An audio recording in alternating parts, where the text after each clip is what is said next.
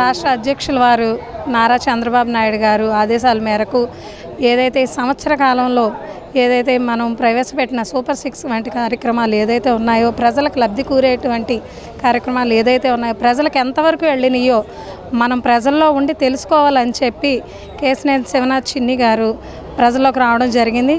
తొలిసారిగా ఈ రోజున 55వ డివిజన్ 50వ డివిజన్ ప్రెసిడెంట్లు అందరూ కలిసి ప్రజల్లోకి వెళ్ళి వాళ్ళకి ఏ పథకాలు లబ్ధి కూరేలాగా వచ్చినాయో, వాళ్ళ ఇంట్లో ఎవరైతే పిల్లలు ఉన్నారో, ఎంతమంది పిల్లలు ఉన్నారో వారందరికీ చంద్రబాబు నాయుడు గారు చెప్పిన మాట ప్రకారం అందరికీ తల్లికి వందనం పడిందా లేదా, అలాగే గ్యాస్ సిలిండర్స్ ఏడాదికి 3 అన్నారు, అది వచ్చిందా లేదా, అలాగే డిఎస్సిలో జాబ్ మేళా అనేది వచ్చిందా లేదా, అలాగే ఇంకా రాబోయే కాలంలో ఆగస్టు 15న తొలిసారిగా బస్సు ఉచిత ప్రయాణం కూడా ప్రవేశపెట్టనున్నారు.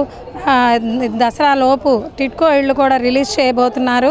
ఇలాంటి కార్యక్రమాలన్నీ ముందడుగుతో వేస్తూ ఈ సంవత్సర కాలంలో ఎంత దిగ్విజయంగా మేము పూర్తి చేసుకున్నాం అనేది ప్రజల్లోకి తీసుకెళ్ళడానికి తొలిసారిగా ఈ తొలి అడుగు అనే కార్యక్రమాన్ని చేపట్టడం జరిగింది.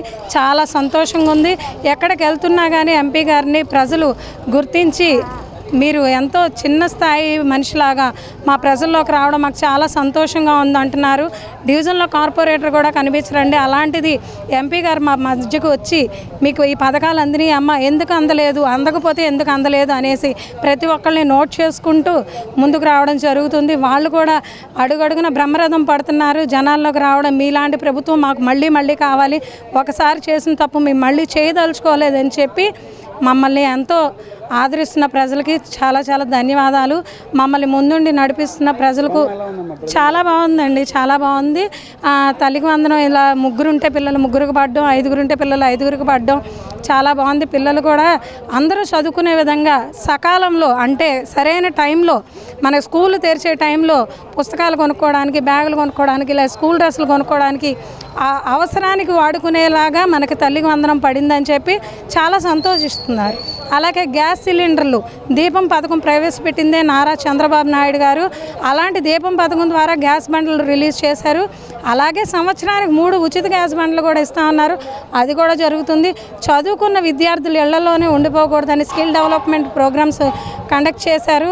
వాటికి ఉంది. చక్కగా డిఎస్సి క్యాంపెయిన్ రిలీజ్ చేశారు, దానికి జాబ్ మేళా జరుగుతుంది. అలా అందరూ చక్కగా ఉండి ప్రజల్లో ఎటువంటి ఇబ్బందులు లేకుండా ఉంటే వాళ్ళ ఆదాయం వాళ్ళే కొని తెచ్చుకుంటుంటే గవర్నమెంట్ మీద ఆధారపడే అవకాశం లేకుండా చంద్రబాబు నాయుడు గారు అన్ని అవకాశాలు కల్పిస్తున్నారు. చాలా చాలా ధన్యవాదాలండి. వాళ్ళు 11కి అంకితం అయిపోయారు కదా, ఇప్పుడు ఏం చేయలేరండి. మరి అందుకే డోర్ టు డోర్ చెప్పి మోసపూరితమైన మాటలు, మోసపూరితమైన కుట్రలు చేయడంలో వాళ్ళు ముందుంటారు, ఎప్పుడు ముందే ఉంటారు. కాబట్టి ఇప్పుడు వెనకబడిపోయి అనుకున్నారు. ప్రజలు కూడా తెలియక ముందు నమ్మారు, తెలుసుకున్నారు, బాధపడుతున్నారు, ఇప్పుడు సంతోషపడుతున్నారు.